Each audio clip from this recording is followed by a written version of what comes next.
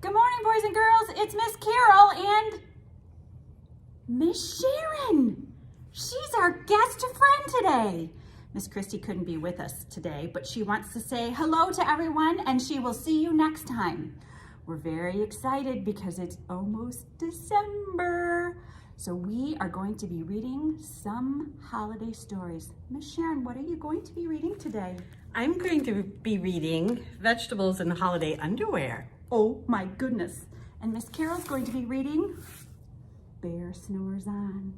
Stay tuned and see what happens. We'll see everybody next week. Bye-bye. Bye. Bear Snores On.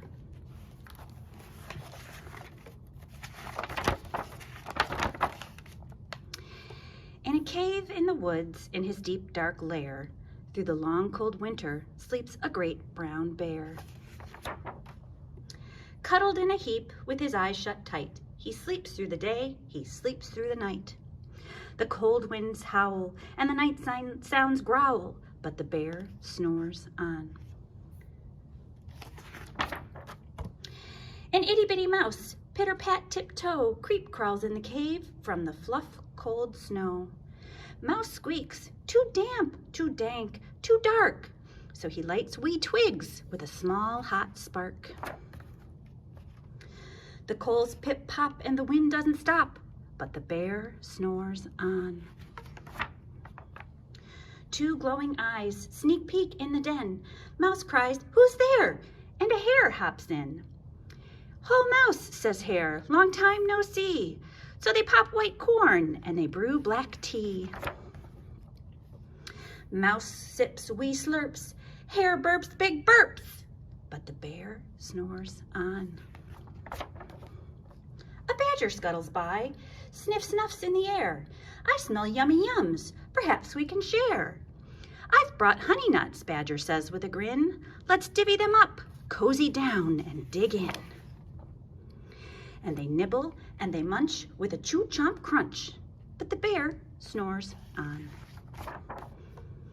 A gopher and a mole tunnel up through the floor, then a wren and a raven flutter in through the door. Mole mutters, "What a night!" "What a storm!" twitters wren, and everybody clutters in the great bear's den. They twit and they titter, they chat and they chitter, but the bear snores on. In a cave in the woods, a slumbering bear sleeps through the party in his very own lair. Hare stokes the fire, Mouse seasons stew, then a small pepper flake makes the bear achoo! He blows and he sneezes and the whole crowd freezes. And the bear wakes up. Bear gnarls and he snarls. Bear roars and he rumbles. Bear jumps and he stomps. Bear growls and he grumbles. "You've snuck in my lair and you've all had the fun, but me, I was sleeping and I have had none." And he whimpers and he moans and he wails and he groans and the bear blubbers on. Mouse squeaks, "Don't fret, don't fuss, let's see. We can pop more corn, we can brew more tea." Bear gulps, bear gobbles, he sighs with delight, then he spins tall tales through the blustery night. When the sun peeks up on a crisp, clear dawn, Bear can't sleep, but his friends snore on. The end. Vegetables in Holiday Underwear by Jared Chapman.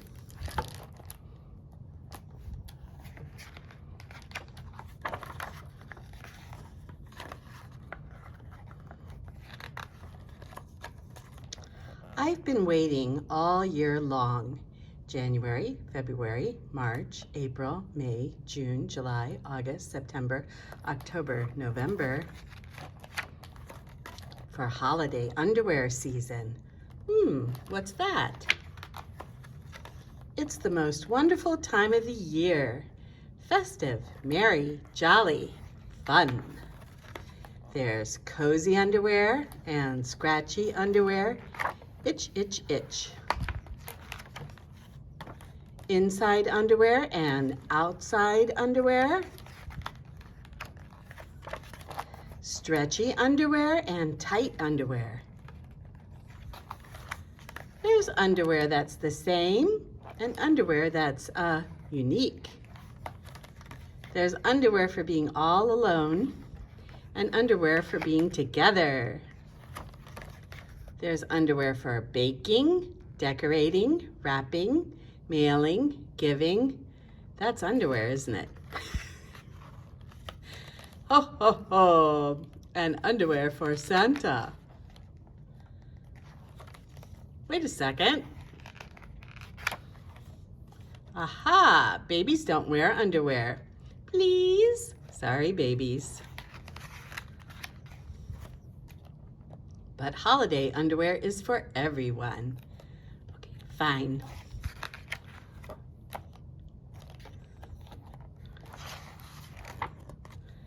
Maybe you aren't ready yet.